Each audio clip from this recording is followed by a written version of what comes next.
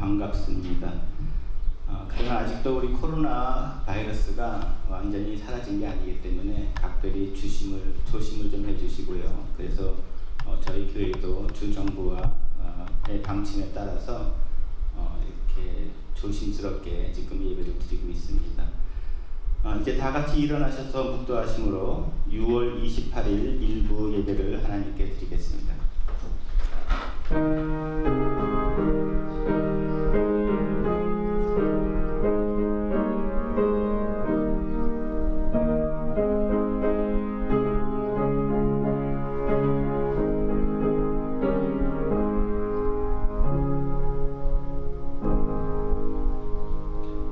하나님은 우리의 피난처시요 힘이시니 환난 중에 만날 큰 도움이시라.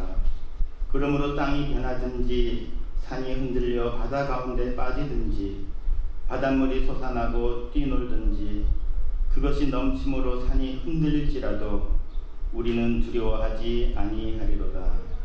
좋으신 하나님 아버지, 저희를 불러주시고 예배드리게 하심에 감사를 드립니다.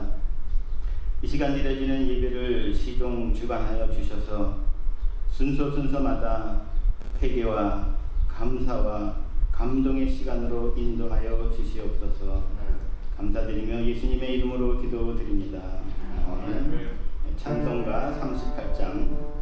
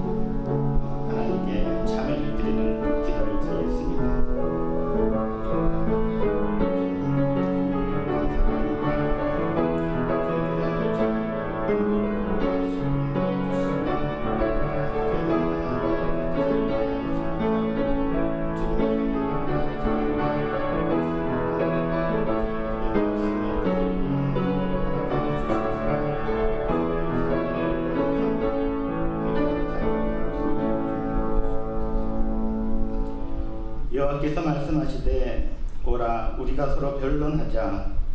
너희 죄가 주홍 같을지라도 눈과 같이 씌어질 것이요 진홍같이 붉을지라도 양털같이 희게 되리라. 아멘. 교독문 1번을 같이 교독하겠습니다.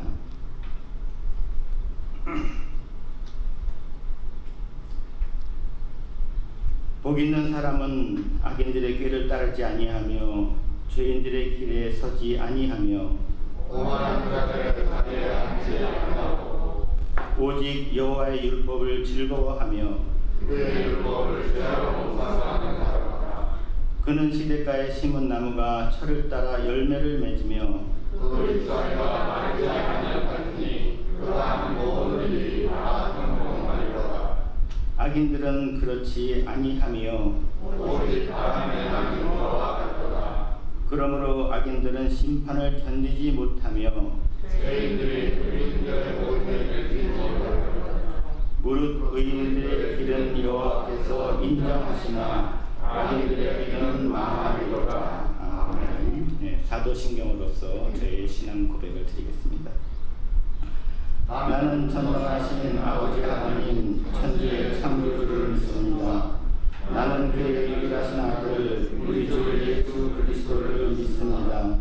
그는 성령으로 잉태되어 동정녀 마리아에게서 나시고 본디오 빌라도에게 고난을 받아 십자가에 못 박혀 죽으시고 장사될 4일 만에 죽은 자 가운데서 다시 살아나셨으며 하늘에 오르시어 전능하신 아버지 하나님 우편에 앉아 계시다가 거기로부터 살아있는 자와 죽은 자를 심판하러 오십니다.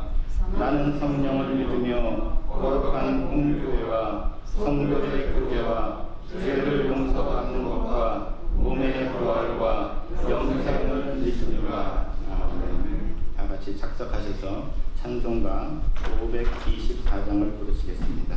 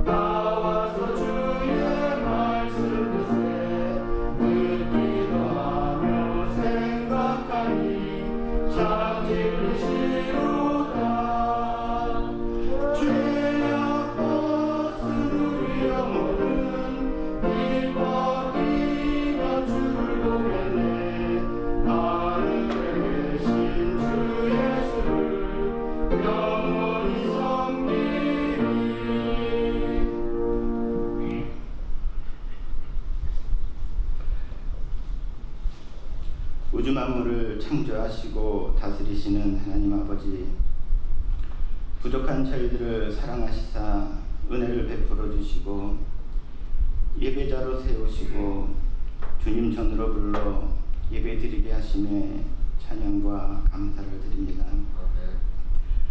코로나 바이러스의 확산과 전염으로 지난 3개월간의 일상과 믿음 생활에 어려움이 있었습니다. 이 시련을 통해 주님의 보호하심과 배려가 얼마나 소중한 것인지 알게 하신 듯 감사를 드립니다. 코로나19가 4단계로 완화되어서 규제가 조금씩 풀리고는 있지만은 2차 감염의 증세가 나타나고 있고 백신도 발명하지 못해서 서로 간의 세심한 주의와 예방이 필요한 때입니다. 이로 인하여 가정의 문제, 건강의 문제, 경제적인 문제로 고민하고 간구하는 성도들의 기도를 들어주시고 주님의 능력과 도우심으로 어려움에서 벗어날 수 있도록 인도하여 주시옵소서. 속히 모든 사람들이 원하는 백신을 발명하여 사용할 수 있도록 도와주시옵소서. 올해 도나미스 교회가 세운 계획들에 차질은 있지만은 주어진 환경 속에서 최선을 다해 주님 원하시는 길을 가는 교회로 인도하여 주심에 감사를 드립니다. 순간순간마다 주님 인도하여 주시사 우리 앞에 놓여진 시련과 역경이 감사로 변하는 은혜를 체험하게 하여 주시옵소서. 우리와 함께 믿음 생활을 하시던 고 김영숙 권사님께서 지난 23일 밤 0시에 하나님의 부름을 받아 소천하셨습니다. 어려운 시절에 태어나서 힘들 때나 즐거울 때나 주님만을 의지하는 믿음과 겸손함으로 본을 보이신 권사님에게 이날 이후로는 주님 준비하신 영생의 삶을 준비하는 기쁨이 있음을 저희는 믿습니다. 어머님을 다시 뵐 수 없고 사랑을 받기만 했던 효도할 일들이 많은데 할 수 없는 현실에 마음이 아픈 유가족들에게 소망과 영생을 믿는 믿음으로 위로하여 주시옵소서. 또한 조진욱 집사님 부친께서도 지병이 악화되어 호스피스 병동으로 이동하셨습니다. 이 세상에서 주님 주신 사명을 잘 완주하고 이제 쉬고 계시는 목사님과 아버님과의 이별을 준비하는 유가족들의 마음을 위로하여 주시옵소서. 다음 주에는 담임 목사 청빙위원회에서 최종 후보로 선정된 목사님의 말씀 선포가 있고 공동회에서 투표가 계획되어 있습니다. 모든 교우들의 기도와 관심과 참여 속에 주님이 원하시는 결과가 나올 수 있도록 도와주시옵소서. 단에 세우신 목사님에게 건강과 영적 필요를 늘 채워주시고 말씀이 선포될 때 우리에게 주시는 뜻이 드러나고 순종함으로 성령의 열매를 맺게 하여 주시옵소서. 또한 형평상 예배에 참여하지 못한 성도들에게도 같은 축복으로 임하여 주시옵소서.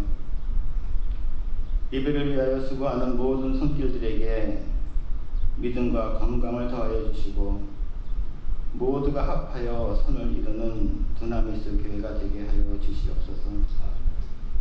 새로 맞이하는 한 주간의 삶도 주님 인도하여 주심을 믿사오며 예수님의 이름으로 기도드립니다. 아멘.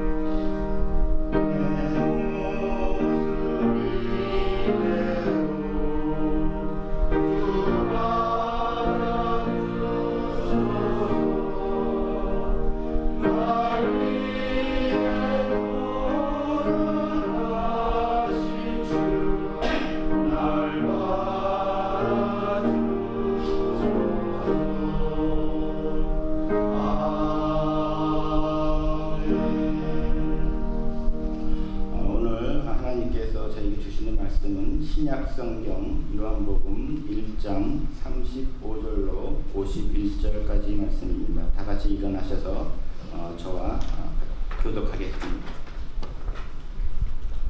제가 먼저 받들어 읽겠습니다. 또 이튿날 요한이 자기 제자 중 두 사람과 함께 섰다가 예수의 당신을 보고 말하되 보라 하나님의 어린 양이로다. 두 제자가 그의 말을 듣고 예수를 따르거늘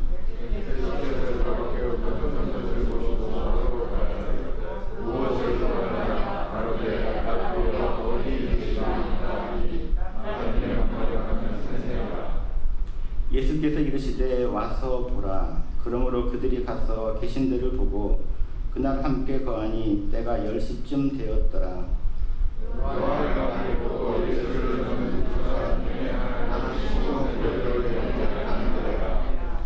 그가 먼저 자기의 형제 시몬을 찾아 말하되 우리가 메시아를 만났다 하고 메시아는 번역하면 그리스도라.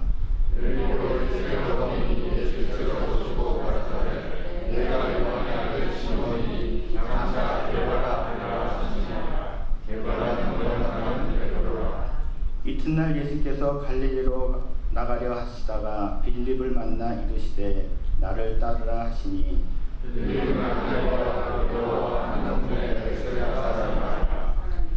빌립이 나다니엘을 찾아 이르되 모세가 율법에 기록하였고 여러 선지자가 기록한 그 일을 우리가 만났으니 요셉의 아들 나사렛 예수니라.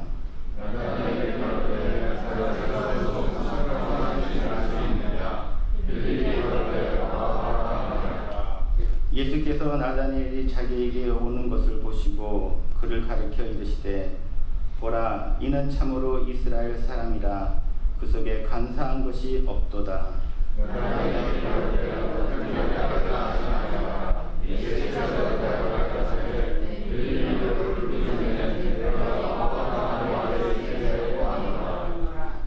나다니엘이 대답하되 랍비여 당신은 하나님의 아들이시요 당신은 이스라엘의 임금이로소이다.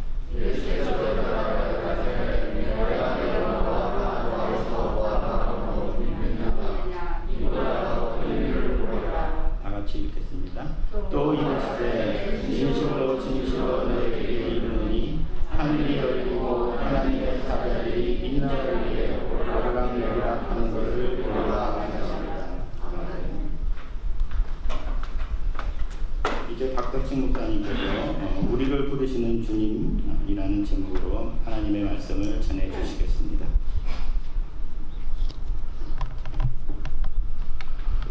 할렐루야. 주님을 찬양합니다. 여러분 반갑습니다. 참 이렇게 만나니 어디 그 노래 제목처럼 참으로 반갑습니다. 이게 정말 웬일인가 싶습니다. 이렇게 갑자기 생각지도 않은 그런 참 일이 벌어져서 이렇게 오랜 시간 동안 생각보다 시간이 좀 길어졌죠. 3개월이라는 시간이 이렇게 흘렀습니다.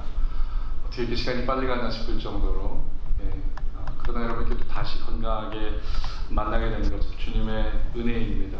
여러분 참 쉽지 않은 시간을 보내고 계신데요. 근데 여러분 이렇게 마스크 너머로 건강한 모습을 뵈니까 또 그것도 감사합니다. 눈빛도 초롱초롱하시고 또 집에 계신 동안 맛있는 것도 많이 드셨나 봅니다. 피부도 뽀얗고 저도 괜찮습니까? 저도 지난 3개월간 좀 또 어려운 일도 있었고 감사한 일도 있었고 그랬습니다. 오늘 이렇게 또 예배당에 들어오면서도 저희 부모님 안부를 물어보시는 분들이 계셔서 감사한데요. 설교에서 이렇게 간증했던 것처럼 저희 부모님 교통사고 이후에 이렇게 마음 아픈 깜짝 놀란 시간이 있었습니다만 다행히 정말 거의 이제 완쾌하셔서 아버님만 지금 요양병원에 좀 계셔서 지금 가료 중이시고 어머니는 뭐 거의 완치 단계에 있는 정도이시고 걸어서 이렇게 다니시고 혼자서 다 모든 걸 하실 정도로 거의 뭐 기적이죠. 아버님도 이렇게 몸은 상하지 않으셔서 원래 있던 이제 기저질환이 좀 있으시는 것 때문에 이제 병원에 계십니다만 그런 일이 있었고요. 저는 이제 새 눈을 얻었습니다. 제가 좀 일찍 백내장이 찾아와서 한쪽 수술을 하고 이 코로나 기간 동안 수술이 좀 미뤄졌다가 최근에 좀 완화되면서 나머지 이제 수술을 이렇게 해서 기술이 얼마나 좋아졌는지 제가 굉장히 고도근시였거든요. 한쪽 눈은 약시에 가까워서 참 이 시력이 굉장히 힘들었는데 지금 투어니 비전입니다. 굉장히 눈이 좋아져서 지금은 제가 쓰고 있는 안경이 리딩 글래스예요. 갑자기 이게 그 어르신 눈이 돼가지고 적응하는 데 힘듭니다만 감사하죠. 그래서 여러분들 제가 이렇게 안경을 벗으면 여러분들 이렇게 너무 자세히 보입니다. 그래서 누가 성형수술 하셨는지 네, 보일 수도 있습니다. 자, 여러분 이렇게 건강하게 지내셨기 때문에 우리가 다시 만날 수 있는 겁니다. 교회의 결정들을 존중하고 잘 따라주시고 그것이 하나님 뜻인 것을 믿고 여러분이 함께 마음을 합하기 때문에 우리가 또 이렇게 제한적이지만 다시 만나서 기쁨의 예배를 드릴 수 있는 것이죠. 그래서 제가 여러분 오늘 이 자리에 오신 여러분들 모두 축복하고 또 이렇게 격려하고 싶습니다. 칭찬을 드리고 싶어요. 또 여러분 서로도 참 수고하셨습니다. 또 앞으로도 잘 이겨나갑시다. 좀 이렇게 서로 격려했으면 좋겠습니다. 우리 멀리 계시지만 서로 이렇게 눈빛을 좀 마주보면서 함께 이겨나갑시다 한번 해볼까요? 네, 우리 함께 이겨나갑시다. 예, 이겨나갑시다. 좋습니다. 여러분 교회 리더십이 참 이런 때 지도력을 발휘하는 것이죠. 교회 교인들에게 가장 적합한 그런 선택이 무엇일까 기도하면서 일들이 결정이 나가고 또 중요한 청빙 과정이 여러분 있죠. 다음 주에 이제 청빙 대상 되시는 목사님께서 오셔서 말씀 전하시고 여러분들이 이제 기도하며 준비하실 텐데 이 모든 과정 가운데 여러분 지금까지 그랬던 것처럼 하나님을 신실하게 따르고 기도하는 가운데 아름다운 결과가 있기를 저도 함께 기도하겠습니다. 자, 여러분 이제 성경을 가져오시면 안 되죠. 저를 집중해서 보시죠. 우리가 지금 요한복음 말씀을 이제 봅니다. 지난 3월 15일까지 저희가 이렇게 대면 예배를 드리고 갑자기 이제 온라인 예배로 또 이제 가정에서 예배 드리시는 거로 전환돼서 한 3개월간 저희가 얼굴을 마주할 수 없었는데 이제 오늘 요한복음을 1장을 다 마치겠습니다. 제가 이제 목사님 청빙하는 과정 가운데 설교자 중에 한 사람으로 이렇게 초청받아서 말씀을 전하기 때문에 요한복음을 전체 다 이렇게 전할 수는 없을 겁니다. 그래도 안 되죠. 그럼 목사님 모시기 힘들어지니까. 그러니까 아마 전반부만 보겠습니다만 그래도 참 은혜롭습니다. 요한복음 여러분 말씀 참 좋아하시고 또 많이 은혜롭게 읽으십니다만 저도 여러분 이렇게 생각하면서 또 기도하는 가운데 어떤 말씀을 전할까 하다가 요한복음이 계속해서 마음에 와닿더라고요. 왜 그랬는가? 이 요한복음이 하나님 아버지와 아들 예수 그리스도의 그 아주 긴밀한 아버지와 아들과의 관계를 잘 보여주고 있습니다.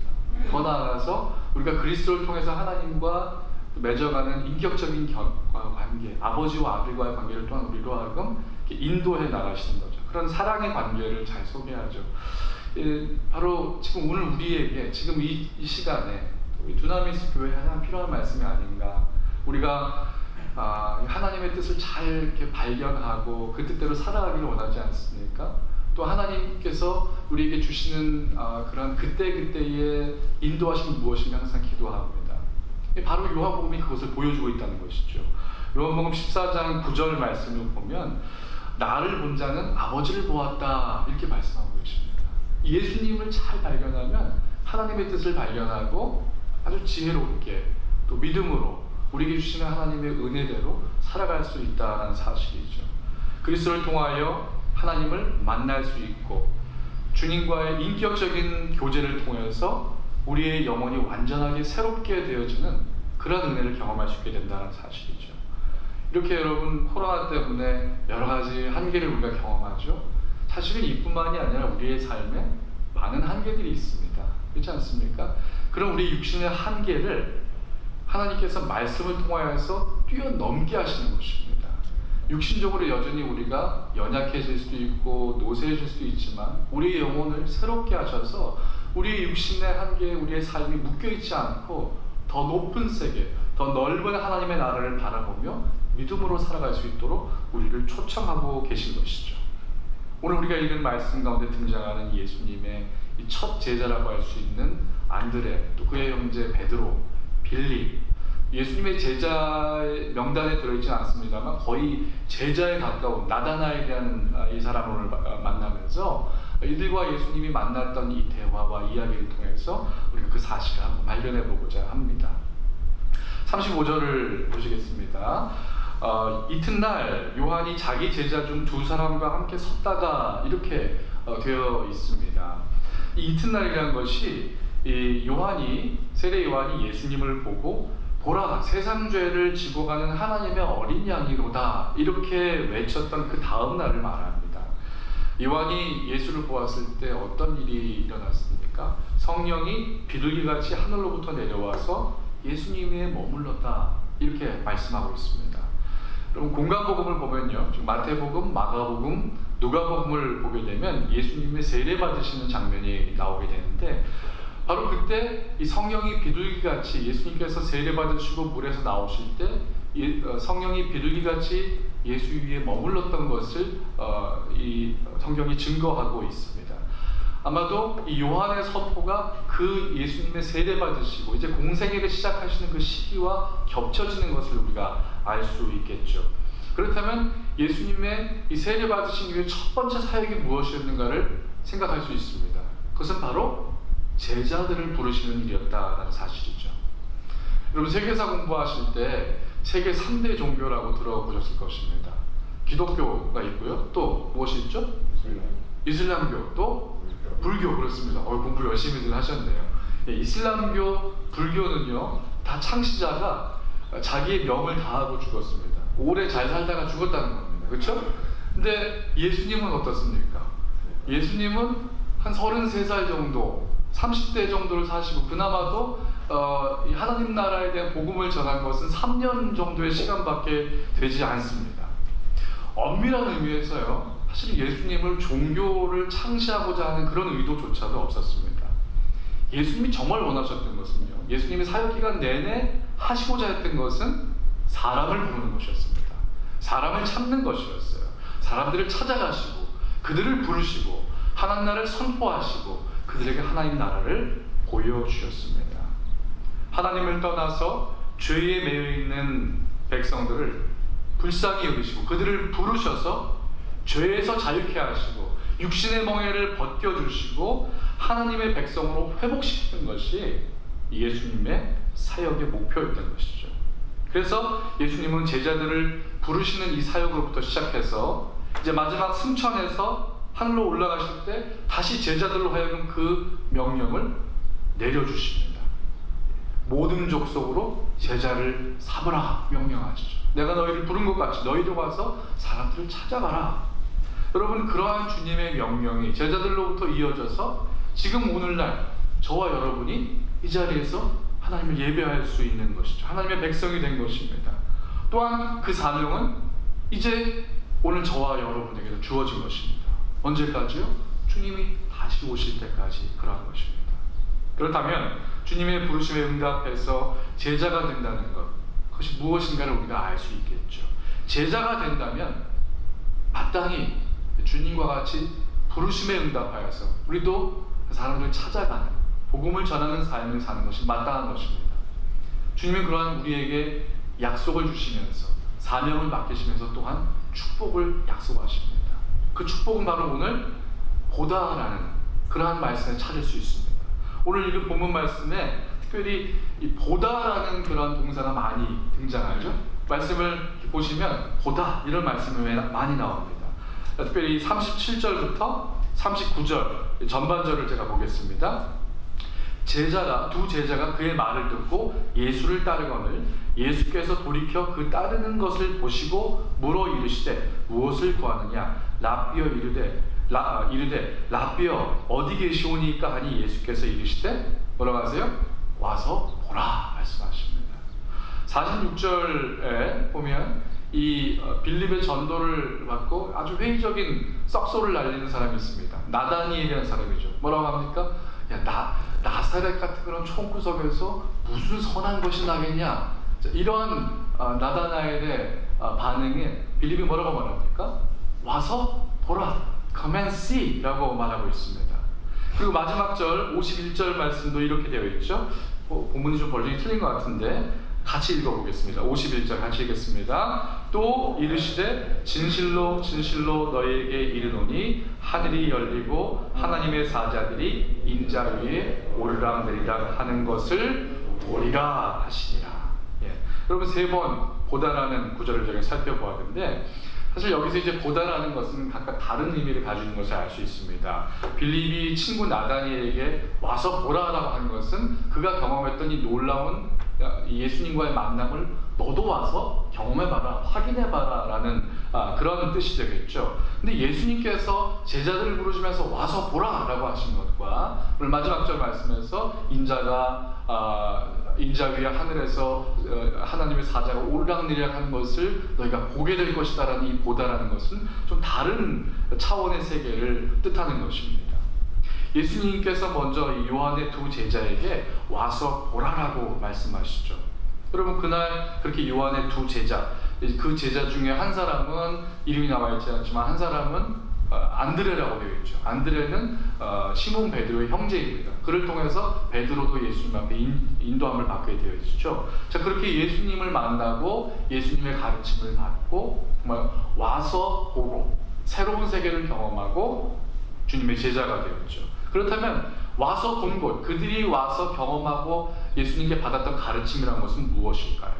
그것은 아마도 이 51절 예수님께서 나다나엘에게 주셨던 그 가르침과 동일한 것일 것입니다.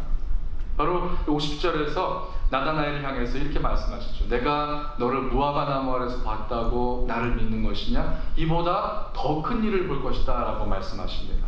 그 큰 일이 바로 하늘이 열리다라는 것이죠. 그리고 인자 위에 하나님의 사자가 오르락내리락 하는 것을 보게 된다는 사실입니다. 그럼 부르심의 축복은요, 보게 된다는 것입니다. 이제까지 우리가 육신의 눈으로 보지 못했던 것을 보게 됩니다.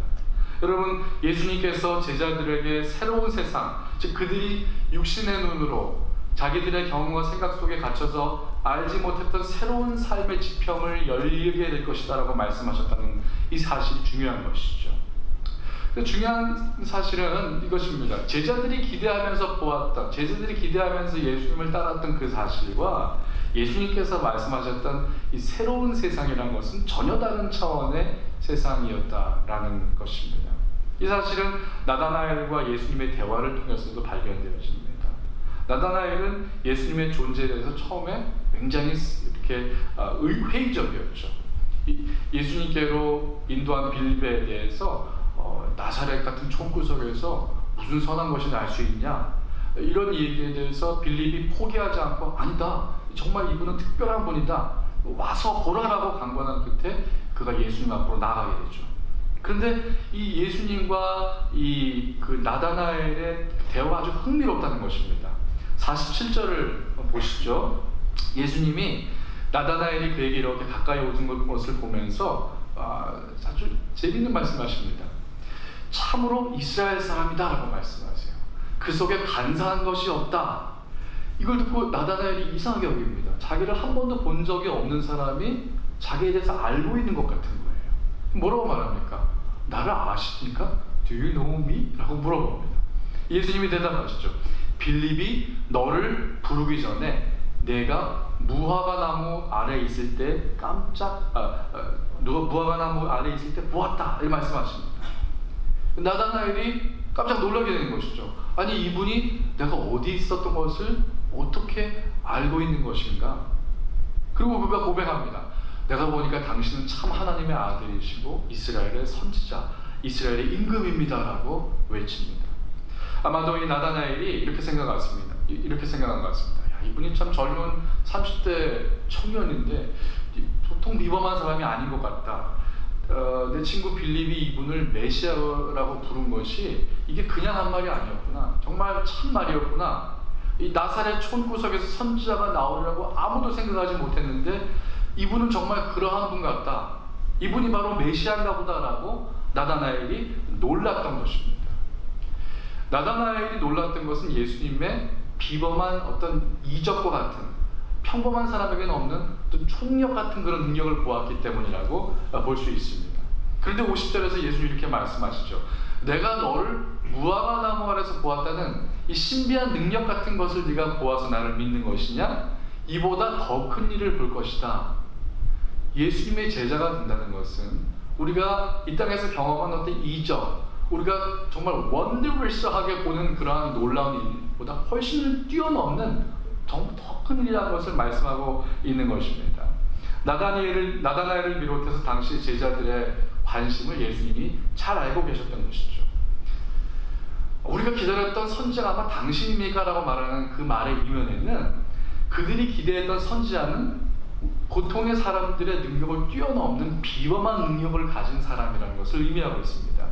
이스라엘을 구원할 메시아라고 한다면 적어도 사람의 마음을 꿰뚫어 볼 수 있는, 내가 무화과 나무 아래에 있었고 어디 가서 무엇을 하고 있었는지를 알 수 있는 정도의 사람은 그 정도의 능력은 되어야 한다는 기대를 품고 있었던 것입니다.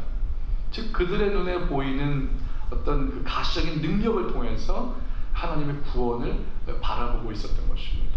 이것을 다른 말로 말하면 표적을 구하는 신앙이다, 이렇게 말씀드릴 수 있습니다.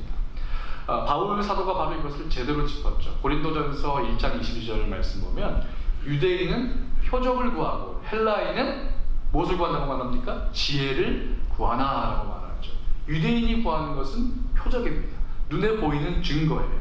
이것이 유대인들의 성향을 아주 잘 나타내는 말씀입니다. 나다나엘만이 아니라 당시 대다수 유대인들의 그 생각은 기적, 이적, 이것들이 그들의 믿음의 형성에 아주 중요한 것을 차지했기 때문입니다. 사실 그들의 믿음의 과정들을 보게 되면 그것이 이해가 됩니다. 특별히 구약 성경을 보게 되면 이스라엘의 믿음의 형성 과정 가운데 수많은 기적들이 등장했던 것을 볼 수가 있습니다. 홍해바다가 갈라지고 요단강이 열리고 10가지 재앙 중에서 이스라엘 백성들이 구원을 받고 만나와 메추리아가 하늘에서 떨어지고 갈멜산에서 벌어진 이 영적 전투 가운데 이 엘리야가 바알 선지자들과 싸우면서 하나님께서 이 엘리야의 제단에만 불을 내리시는 정말 신비한 이적들을 그들이 경험해왔던 것이죠. 이러한 전통 가운데 살아왔던 유대인들이 예수님에게도 당신이 하나님의 아들이라면 그 증거를 보이라라고 요구했던 것은 어쩌면 당연해 보일 수도 있습니다. 즉 기적과 이적을 행해 보이라는 것이죠. 당신이 만약에 메시아라면 우리가 기대했던 그 메시아다운 그런 놀라운 능력을 행해 보이라는 것이죠. 이것에 대해서 예수님은 말씀하십니다. 복음서를 보게 되면, 특별히 누가복음 말씀을 보게 되면 예수님이 이렇게 말씀하십니다. 누가복음 11장 29절, 이 세대는 악한 세대라 표적을 구하되 요나의 표적밖에는 보일 표적이 없나니. 여러분 이 말씀 들어보신 적 있죠? 예수님이 보일 표적은 요나의 표적밖에 없다는 거예요. 이 요나의 표적이 무엇일까요? 요나의 이야기는 여러분 잘 아시죠? 하나님께서 요나에게 니느웨에 가서 하나님 말씀을 전하라는 이 사실을 요나가 싫어했습니다. 이 적대국인 니느웨에 가는 것을 정말 이 핑계 저 핑계 대고 피하다가 정반대 길인 스페인 다시스로 도망가다가 어떤 일이 벌어집니까? 배가 좌천되고 물고기 뱃속에 배가 좌천되는 위기 속에서 그가 물에 던지게 되고 물고기 뱃속에서 며칠을 지내게 됩니까? 3일을 지내게 됐죠. 이 3일 동안 요나는 자기의 고백에도 그렇습니다. 나는 죽은 것과 다름이 없었습니다. 하나님의 은혜로 말미암아 그가 뱃속에서 다시 토해냄을 받고 생명을 얻게 되고 니느웨에 가서 복음을 전하게 된 것이죠. 여러분 이 사건 자체만으로도 이적적인 사건이죠. 기적의 사건입니다만 예수님 말씀하시는 것은 그 사건을 말하는 게 아니에요. 예수님은 요나의 3일을 말씀하고 있는 것입니다. 어떤 3일입니까? 십자가에서 죽으시고 3일 만에 부활하셔서 그 십자가의 증거가 온 만방의 복음의 증거로 전파되는 것을 말씀하고 있는 것이죠. 바로 이것이 예수님 말씀하는 요나의 표적이라는 것이죠. 여러분 이 표적이란 말, 사인이라는 것은요, 우리가 좀 더 일상적인 그러한 면들에서도 생각해 볼 수 있습니다. 우리가 지금 많이 요구받고 있는 좀 기독교인들답게 살아봐라라는 요청이 이 세상에서 들려오고 있죠. 그것은 역으로 말하면 세상 사람들이 기대하는 이 기독교인들로서의, 그리스도인들로서의 어떤 표적이 나타나지 않는다는 거예요. 그래서 실제로 기독교인들의 숫자가 줄어들고 개신교 숫자가 줄어들고 오히려 캐톨릭이나 다른 타종교 숫자들이 늘어나는 걸 볼 수 있습니다. 왜 그렇습니까? 사람들의 본이 되는 삶에서, 그런 삶의 표적에서 교회가 뒤처지고 있다는 그런 방증이죠. 이런 것들이 다 표적 신앙이에요. 여러분 물론 이것도 중요한 사실이죠. 그런데 예수님은 나다나엘에게 다른 말씀을 하십니다. 그런 표적을 통한 믿음보다, 눈에 보이는 그런 것보다 더 중요한 사실이 있다는 거예요. 51절이 바로 그 말씀입니다. 진실로 진실로 너희에게 이르노니 하늘이 열리고 하나님의 사자들이 인자 위에 오르락내리락 하는 것을 보게 될 것이다. 보게 된다는 사실입니다. 무엇을 봅니까? 두 가지 예수님 말씀하십니다. 첫 번째로 하늘이 열린다라는 것입니다. 하늘이 열린다. 그리고 두 번째는 하나님의 사자들이 인자 위에 오르락내리락 하게 될 것이다. 바로 이것을 보게 된다는 것이죠. 제자됨의 축복, 부르심의 축복은 바로 이 두 가지 사실을 보는 것입니다. 하늘이 열리는 것이고 하나님의 사자가 인자인 그리스도 위에 오르락내리락 하는 것을, 하나님과 이 땅이 연결되는 것을 보는 것입니다. 하늘이 열린다는 묘사는 예수님의 세례 장면에서도 보이죠. 세례 요한이 고백했던 것처럼 예수님 세례 받으실 때 하늘이 열리고 라고 되어 있습니다. 복음서를 보면 하늘이 열리고 그리고 성령이 비둘기같이 예수 그리스도의 머리 위에 임하는 것을 그들이 보았다라고 증거하고 있습니다. 왜 여기서 하늘이 열렸다라는 말씀을 하고 있는 것입니까? 이것은 바로 하나님의 임재를 나타내고 있는 것입니다. 여러분 성경을 보게 되면 하늘이 열린다는 표현을 반복해서 언급하고 있습니다. 하늘의 것은 영원하기 때문에 그런 것입니다. 하늘의 것은 완전한 것입니다. 그러나 땅의 것은 어떠합니까? 온전하지 않습니다. 땅에 있는 것은 불완전하고 영원하지 않습니다. 제한적입니다. 지금 우리가 겪고 있는 것과 마찬가지예요. 그래서 우리가 계시록 보게 되면 지금은 이 땅에서 눈물도 있고 고통도 있고, 우리 장로님 기도하실 때 보니까 지금 호스피스 병동에 계신 분도 계시고 이미 주님 품에 안 계신 분도 계신데, 더 이상 죽음도 없는 그 세상이 하늘의 세상이라는 것입니다. 영원한 것이라는 것이죠. 그래서 주님께서도 우리에게 기도를 가르쳐 주실 때 뜻이 하늘에서 이루어질 것 같이 땅에서도 이루어지기를 간구하라고 말씀하시는 것입니다. 하늘의 것이 완전하다는 것이에요. 하늘의 것이 영원하다라는 사실이죠. 하늘의 것이 우리에게 내려질 때 비로소 우리가 완전해지는 것입니다. 두 번째, 그 열려진 하늘을 통하여 우리가 또다시 보게 될 것이 있습니다. 그것은 바로 하나님의 사자들이 인자 위에, 그리스도 위에 오르락 내리락 하게 될 것이다. 그것을 보게 된다라는 것이죠. 여러분, 하나님의 사자가 하늘로부터 오르락 내리락 한다는 이 말씀을 어디서 본 것 같지 않습니까?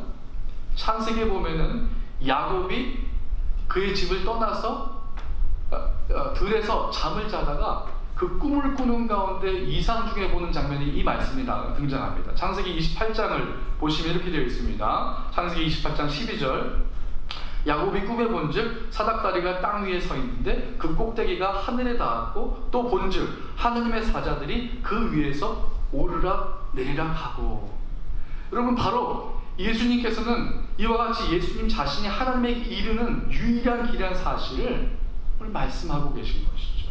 그렇다면 이제 이 말씀이 분명해지는 것입니다. 불완전한 세상 가운데 우리가 살고 있습니다. 여러분, 이 가운데서 우리가 완전함을 경험할 수 있습니다. 바로 하늘의 것이 열릴 때 가능한데 그것을 연결하시는 분이 그리스도 예수라는 사실이죠.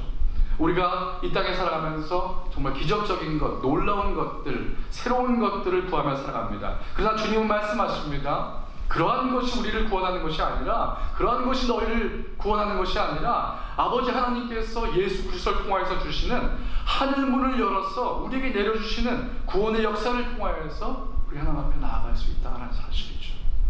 여러분, 이것은 놀라운 약속입니다. 시편 103편 15절 말씀은 이렇게 말씀하죠. 인생은 그날이 풀과 같으며 그 영화가 들의 꽃과 같도다. 하루를 피고 지는 이 들풀이나 들꽃과 같이 이 땅의 것들이 아무리 완전해 보이고 화려해 보여도 사실은 다 지나가는 것이라는 사실이죠. 베드로 사도는 여기에 더해서 이 모든 것은 지나가나 무엇은 영영이 설 것이라 말씀합니까?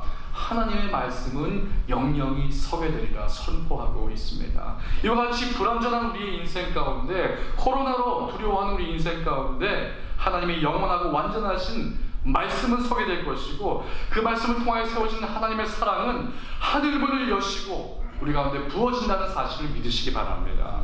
사랑하는 성도 여러분, 팬데믹으로 인해서 우리의 삶의 고통과 어려움을 우리가 지금 경험하고 있죠.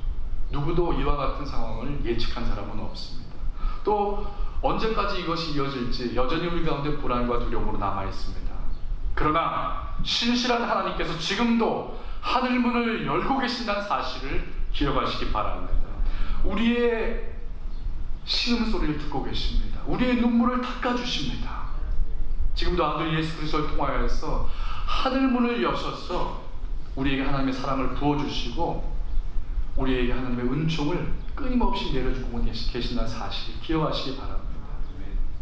여러분, 찬양 한번 같이 하실까요? 주만 바라볼지라. 이 후렴 부분 찬양이 참 은혜로운데 우리 같이 한번 찬양하시죠. 하나님 사랑의 눈으로 너를 어느 때나 바라보시고 하나님 인자한 귀로서 언제나 너에게 기울이시니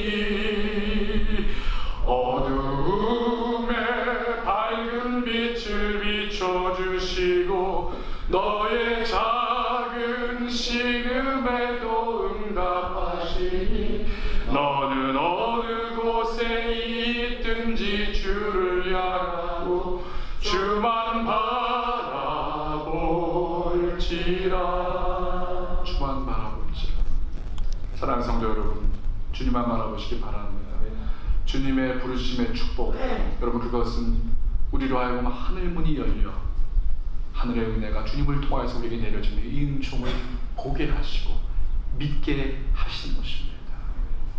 세상에 묶여 육신에 묶여 살아가는 우리에게 지금도 이 하늘의 놀라운 은혜, 하나님의 은혜, 그 완전하신 사랑을 부어주고 계신 것입니다. 팬데믹과 같은 이 어려운 상황 가운데 어쩌면 이보다 더 어려운 일들 우리는 이미 지나왔습니다. 6.25 이 전쟁이 벌써 70년을 넘어섰죠.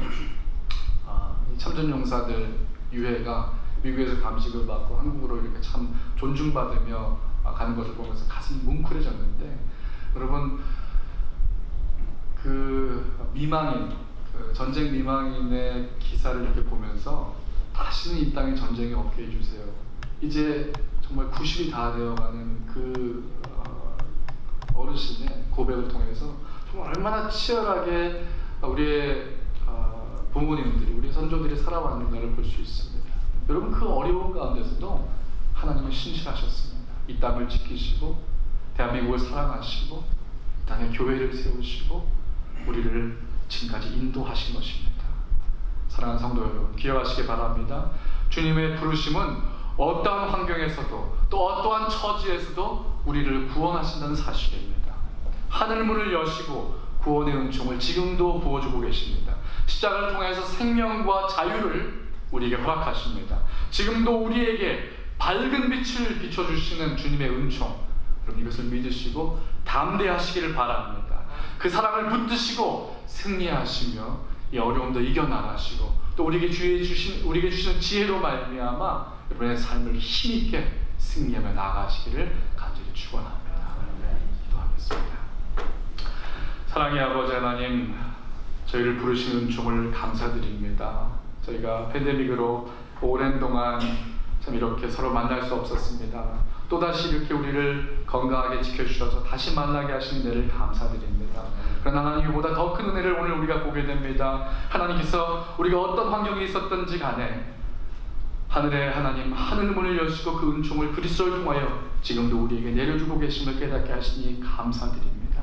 하나님의 사랑은 여전하셨고 지금도 우리와 함께 하심을 저희로 믿게 하여 주시옵소서. 그래서 이 어려움을 넉넉히 이기게 하시고 주님 손 붙들고 끝까지 승리하는 주님의 자녀, 하나님의 백성들 되게 하시고 빌립과 같이 우리도 나아가 와서 보라, 하나님의 은혜가 여기 있다라고 증거하는 증인의 삶을 살게 하여 주시옵소서.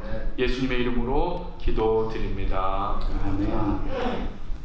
찬송가 322장 부르시면서 봉헌하는 시간 갖겠습니다. 오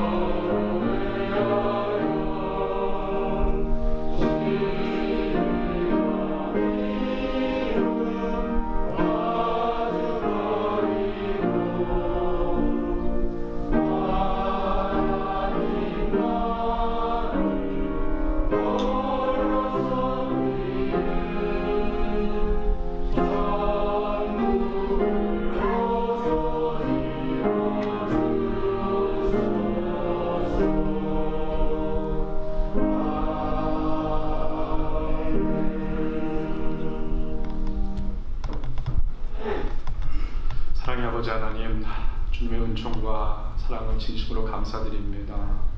저희를 하여금 하늘의 하나님을 바라보게 하시고 또 우리에게 하늘문을 여셔서 주님의 은총을 사모하게 하시는 이 은혜를 진심으로 감사드립니다. 하나님, 지금까지 지켜주셨던 그 은혜와 같이 앞으로도 또 어떻게 우리의 삶이 이어질지 저희가 알 수 없지만 우리가 눈에 보이는 것으로 두려워하거나 또는 자만하지 않고 우리의 믿음이 온전히 하나님께 있어서 저 천국 하늘나라를 바라보며 믿음으로 하루하루를 신실하게 살아가는 주님의 자녀들 되도록 날마다 저희와 동행하여 주옵소서. 시간 주님 앞에 그런 신실한 고백으로 또한 예배드리며 예음을 드리는 주님의 자녀들 축복하여 주옵소서. 특별히 어려운 가운데 팬데믹 우리나라에서 경제적으로 어려움 겪는 사랑하는 자녀들 기억하여 주시고 이 모든 일들 가운데서도 돕는 손길로 함께하여 주시어서 이 어려움을 이겨나갈 뿐만 아니라 우리가 서로를 돌아보아 주님의 기쁨 우리 가운데 충만한 우리 두나미스 교회와 성도들 되도록 인도하여 주옵소서. 날마다 때에 맞는 지혜를 주시되 하나님을 경외하는 삶을 살게 하시고 더욱 이때에 힘써서 우리가 말씀과 기도에 전념하여 우리 자신을 거룩하게 하나님 앞에 산제사로 드리는 믿음의 삶을 살게 하여 주시옵소서. 어제는 특별히 연약한 성도들 또한 가족을 잃고 슬픔에 빠져있는 그런 가족들을 기억하며 함께 주님 기도합니다. 주님, 이미 주님 품에 안긴 사랑하는 딸을 주님께서 품으셨습니다만 하나님 이 땅에 남겨진 가족들을 주님께서 불쌍히 여겨 주옵소서. 하나님 그들을 위로하시고 또한 우리가 천국의 소망을 더 굳건히 하여서 어머님을 주님 품에 안겨드리는 그 슬픔뿐만이 아니라 이제 주님께서 받으신 이 기쁨으로 말미암아 천국의 소망이 더욱 커져만 가는 귀한 가정 또 이 교회 될 수 있도록 인도하여 주옵소서. 호스피스 병동에 있는 사랑하는 주님의 아들도 기억하시고 하나님 어떠한 가운데서도 주님의 사랑이 그 가운데 있어서 부지부식간에도 하나님의 사랑을 기억하며 고백하게 하시고 끝까지 주님 품에 안겨있는 사랑하는 아들 또 그 가족들 되도록 인도하여 주시옵소서. 이제는 우리 주 예수 그리스도의 대속의 은총과 하나님 아버지의 크신 사랑하심과 성령의 내주하시며 교통하심이 주님의 부르심 앞에 기쁨으로 나와 하늘이 열려 하나님의 사자가 인자를 통하여 우리 가운데 내려온 이 놀라운 은총을 바라보며 천국의 소망으로 살아가기를 소원하는 사랑하는 하나님의 자녀들 머리 위에 이제로부터 영원토록 함께 하시기를 간절히 축원하옵나이다. 아멘.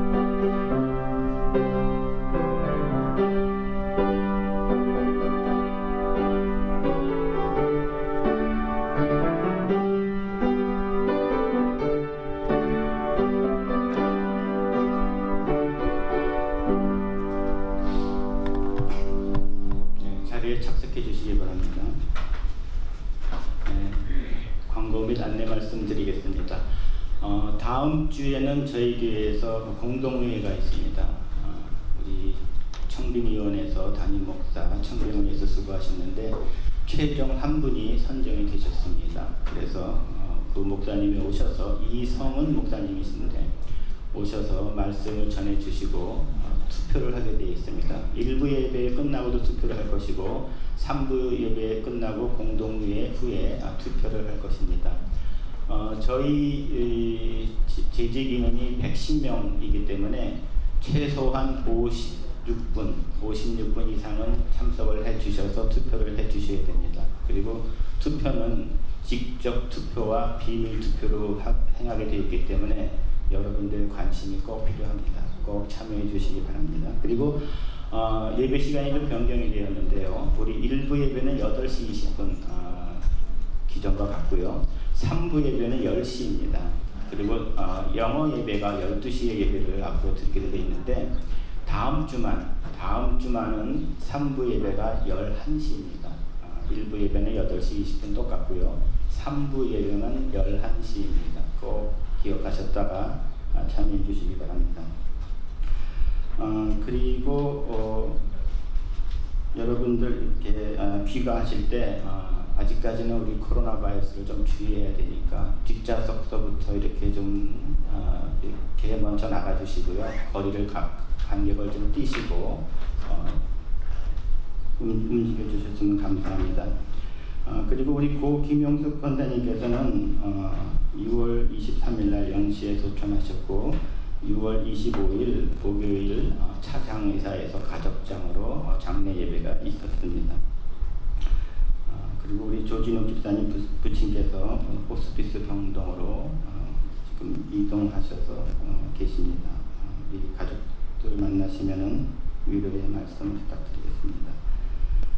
당분간 우리가 좀 예배드리거나 친교나 하는데 좀 불편이 있으실 것입니다. 친교는 없습니다. 불편이 있으시더라도 같이 협조해 주시기 바랍니다. 이상입니다. 예배를 마쳤습니다.